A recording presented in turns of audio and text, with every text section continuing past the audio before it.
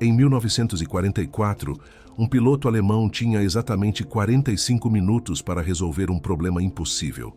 Por que aquele avião aliado estava desafiando todas as regras do combate aéreo? Franz Stigler, um piloto de 28 anos da Luftwaffe, estava a 6.000 metros de altitude sobre o norte da Alemanha quando avistou o alvo.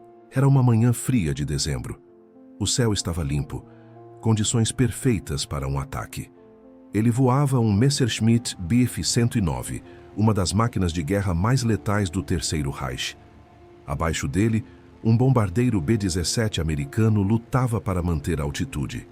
Para Franz, deveria ser mais uma interceptação de rotina. Ele tinha 28 abates confirmados.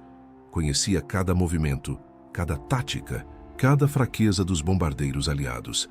Aproximou-se pela retaguarda, preparando-se para o ataque. Mas quando chegou perto o suficiente para abrir fogo, algo o fez hesitar. O B-17 estava devastado. A fuselagem estava crivada de buracos, a cauda parcialmente destruída. Um dos motores completamente apagado, o outro soltando fumaça preta. Franz podia ver através das perfurações na fuselagem. Podia ver homens feridos lá dentro. O avião não era uma ameaça. Era um caixão voador. E então Franz tomou uma decisão que mudaria sua vida para sempre. Ele não atirou. Em vez disso, posicionou seu caça ao lado do bombardeiro.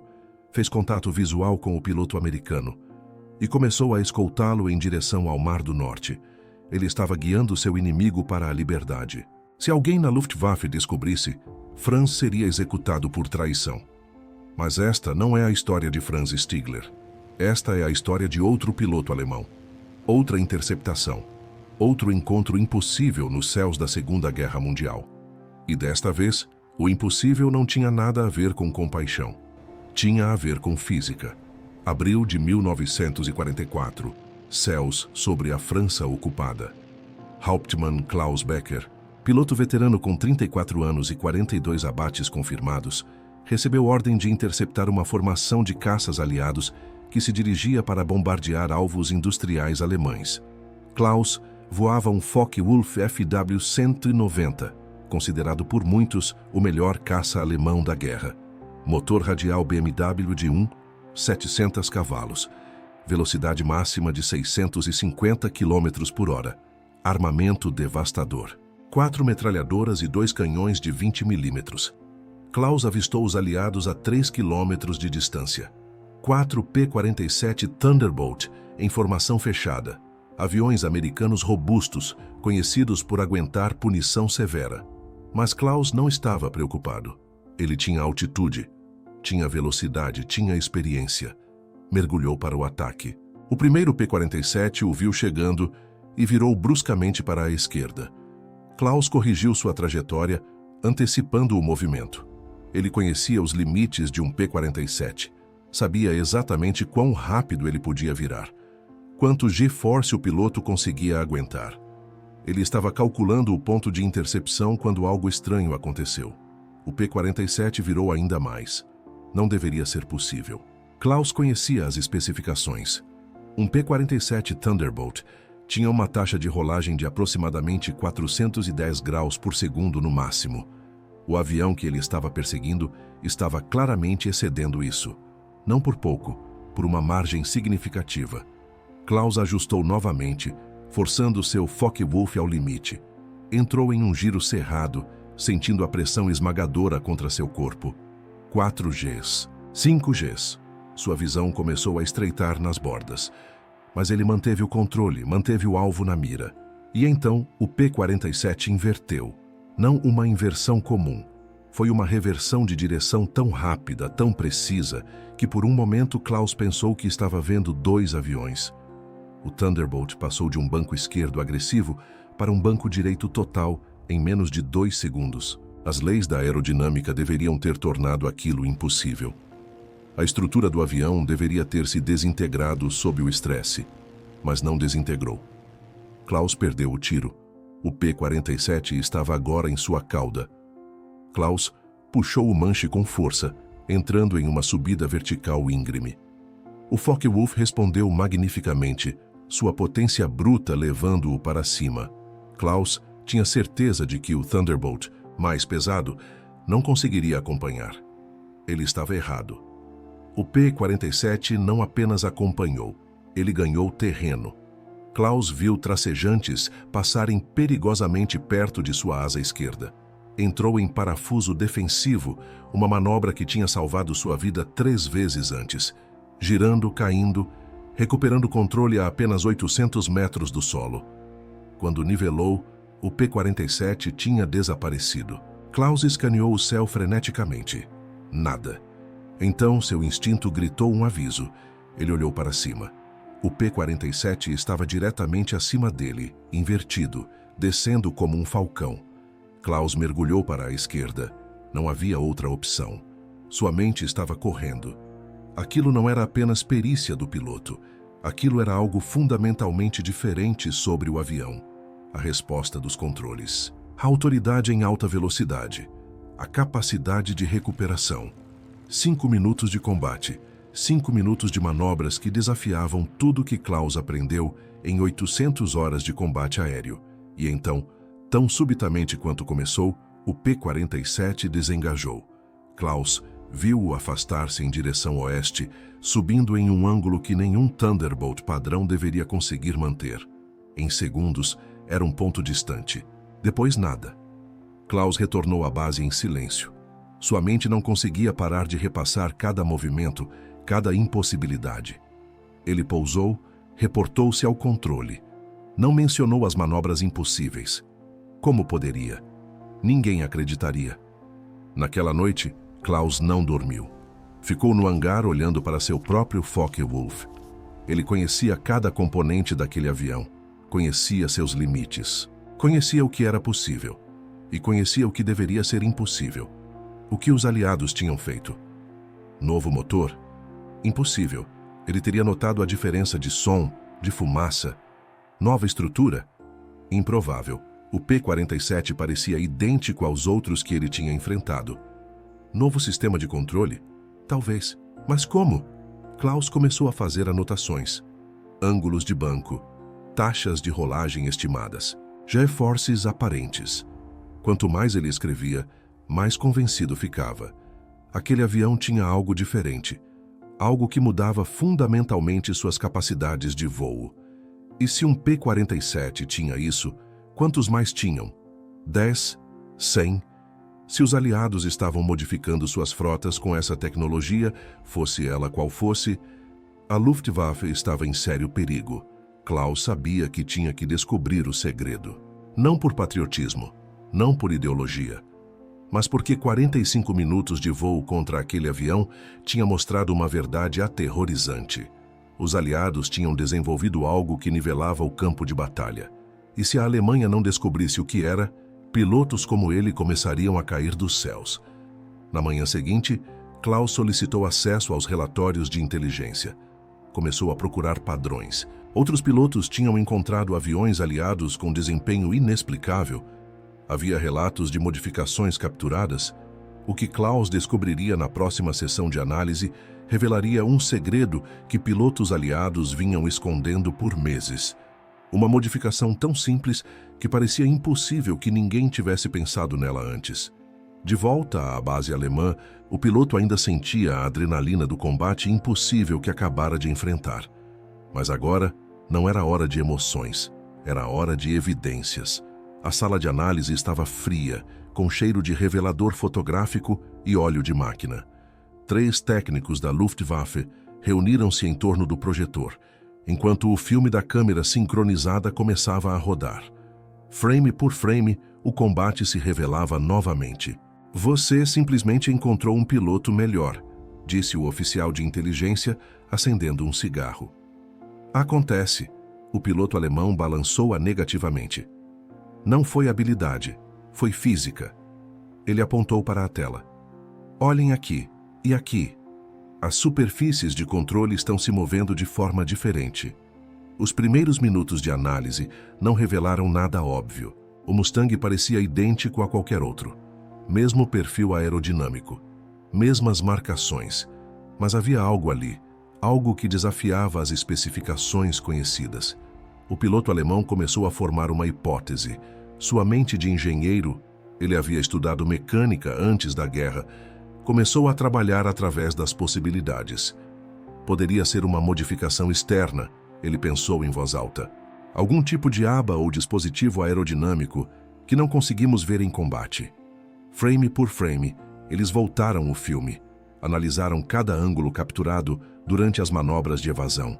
As curvas impossíveis, as reversões que violavam tudo o que conhecíamos sobre o P-51. E então, nada. Nenhuma protuberância, nenhum dispositivo visível. A fuselagem estava limpa. A hipótese número 1 acabara de ser eliminada. Então talvez seja o motor, sugeriu um dos técnicos. Modificação interna, mais potência. Era uma teoria razoável.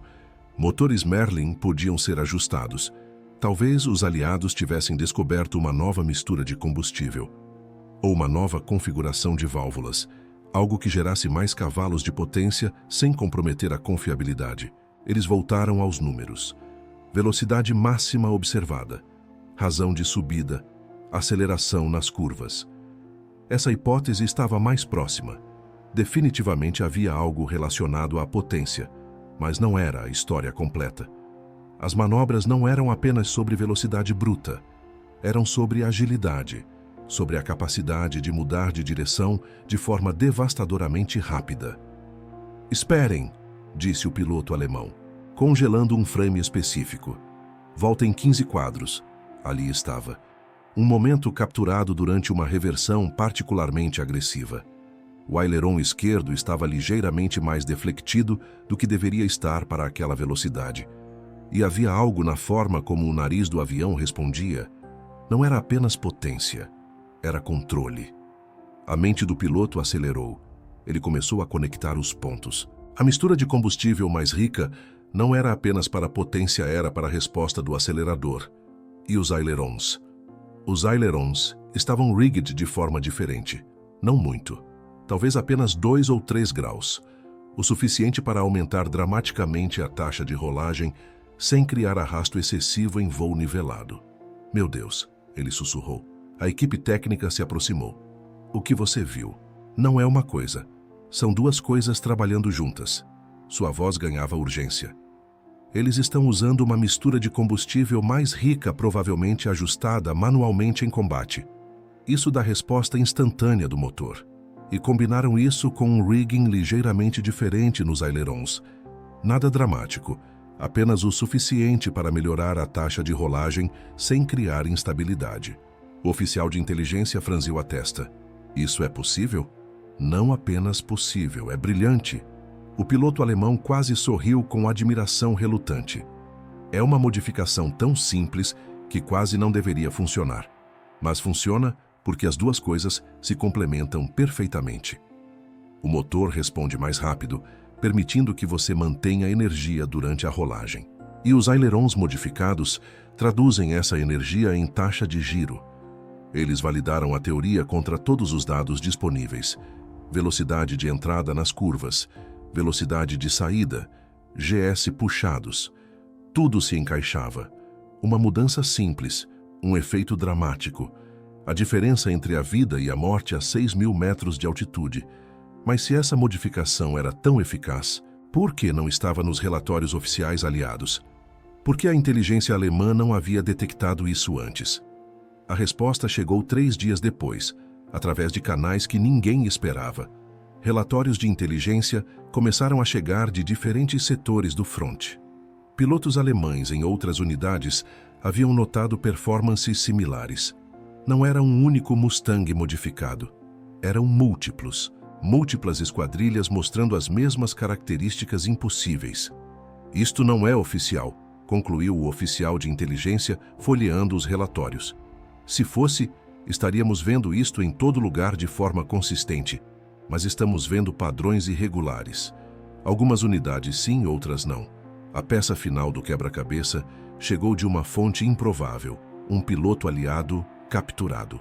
O americano, um tenente de 23 anos de Ohio, estava surpreendentemente disposto a falar. Não sobre posições de tropas ou planos de batalha, ele nunca trairia seu país nesse nível. Mas sobre modificações mecânicas, Isso era apenas conversa de oficina. "Oh, você está falando sobre o rigging", ele disse casualmente quando questionado. "Sim, todo mundo faz isso. Bem, não todo mundo oficialmente, mas todo piloto que experimentou jurou por isso." O interrogador alemão se inclinou para a frente. "E o comando permite isso?" O americano riu. "O comando não sabe, ou finge que não sabe. É uma daquelas coisas que os mecânicos fazem à noite.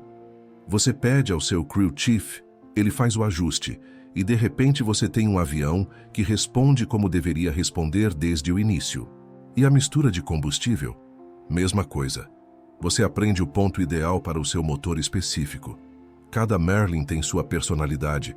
Você encontra o sweet spot que lhe dá aquele impulso extra quando precisa, sem superaquecer. E então você simplesmente não conta a ninguém acima do posto de capitão." A história que emergiu era fascinante. Não era tecnologia oficial. Era conhecimento underground. Passado de piloto para piloto. De mecânico para mecânico. Alguém experimentou primeiro, provavelmente, um piloto de teste ou um mecânico particularmente criativo. Funcionou.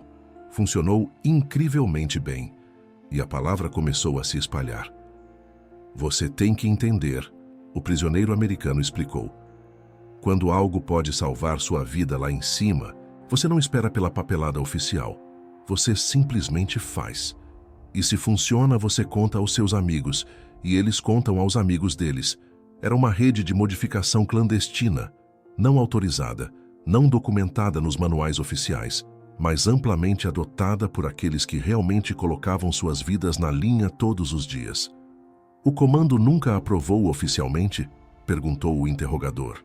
"Provavelmente não querem assumir a responsabilidade se algo der errado." O americano encolheu os ombros. "Mas também não estão parando. Existe essa área cinzenta, onde enquanto você não quebrar completamente as regras, eles deixam os pilotos fazerem o que precisam fazer para sobreviver." O piloto alemão que havia descoberto tudo isso ficou impressionado com a simplicidade engenhosa do sistema. Não era apenas a modificação em si que era brilhante.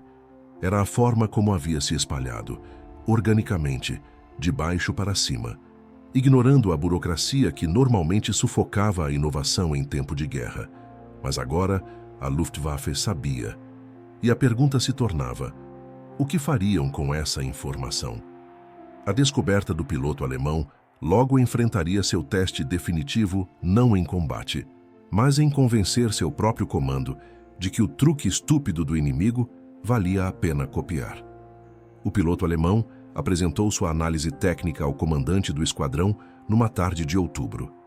Desenhos técnicos espalhados sobre a mesa de madeira mostravam ângulos de deflexão, medidas de rigidez estrutural, comparações de taxa de rolagem. O comandante estudou os documentos em silêncio por vários minutos, antes de falar.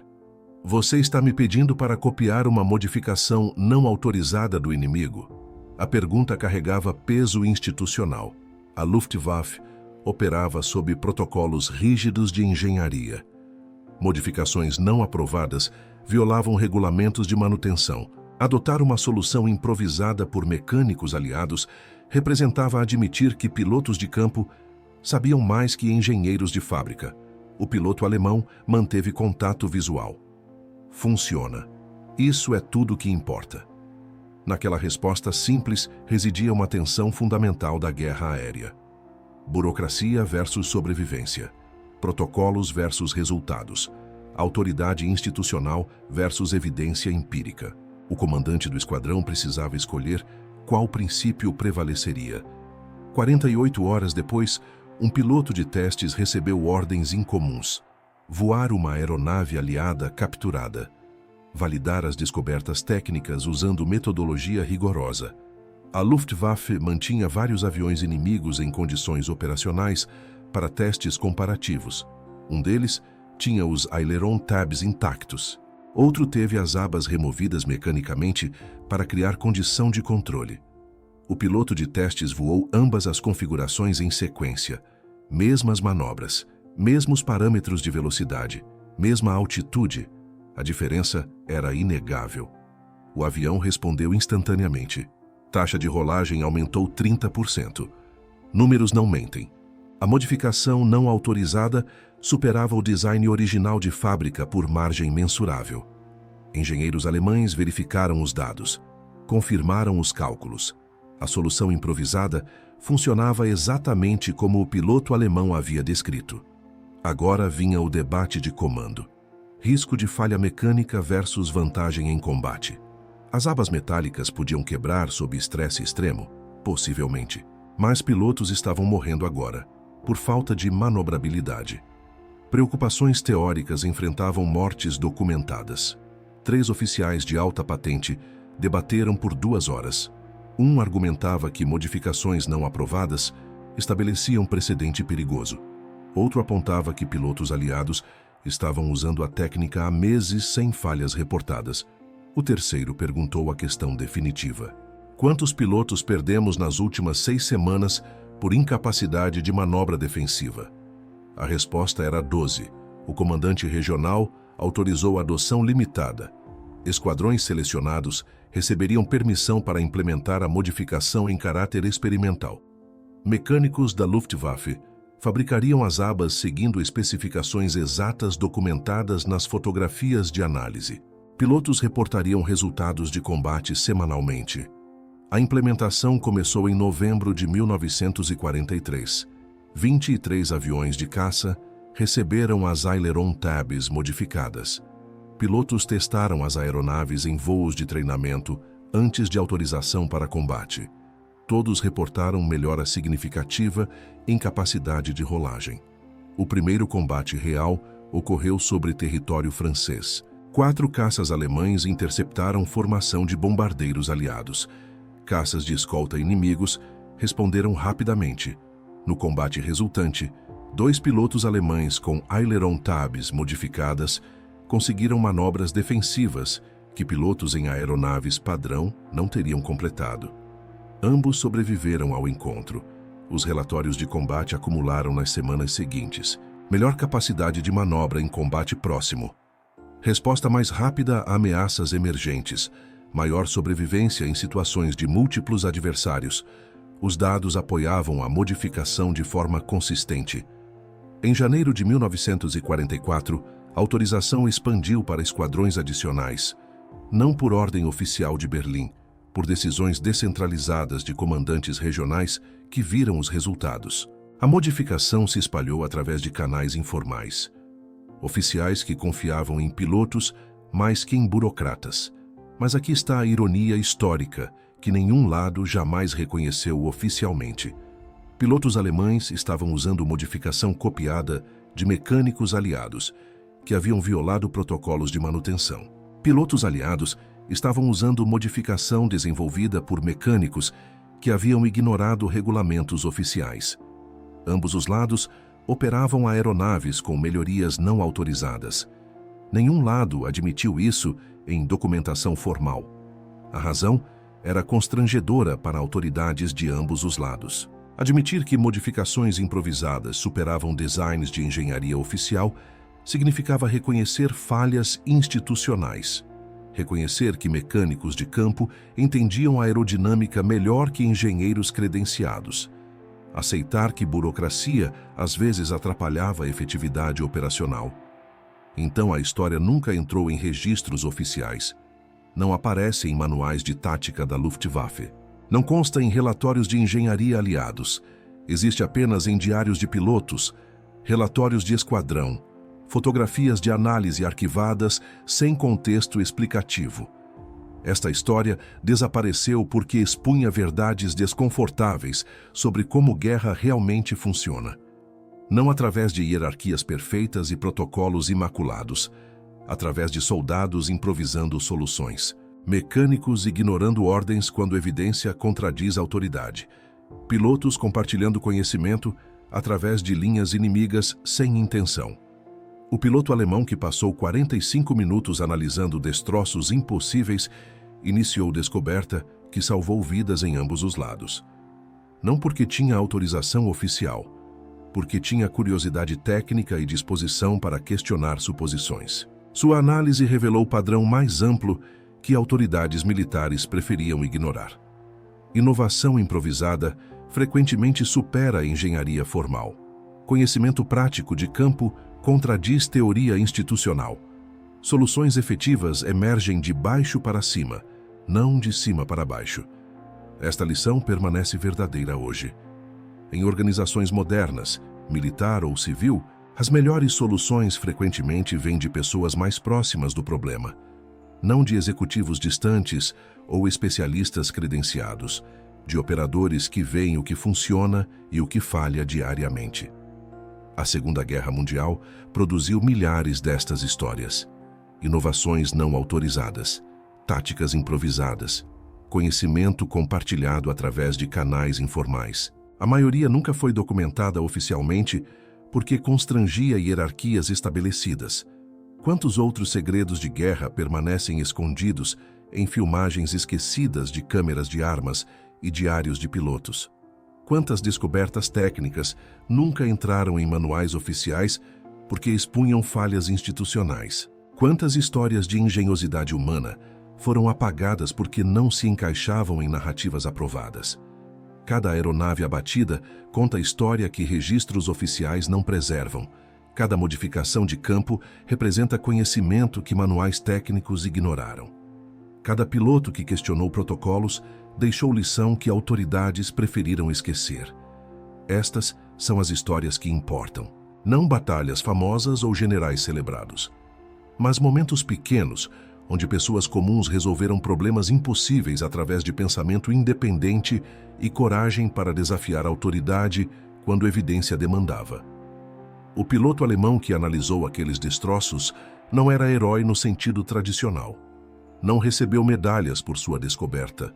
Não foi mencionado em histórias oficiais. Seu nome provavelmente está perdido para sempre, em arquivos não catalogados. Mas sua contribuição salvou vidas, alemãs e aliadas, porque boa engenharia não tem nacionalidade. Física funciona igual para todos os lados, e curiosidade humana transcende ideologia. Para mais histórias não contadas de inovação na Segunda Guerra Mundial e táticas improvisadas que nunca entraram em registros oficiais, inscreva-se em nosso canal e explore nossa playlist sobre inovações não autorizadas em tempo de guerra. Ative o sino de notificações para nunca perder quando revelamos as histórias ocultas que registros oficiais ignoraram, porque as melhores lições da história frequentemente vêm das páginas que autoridades preferiram arrancar dos livros.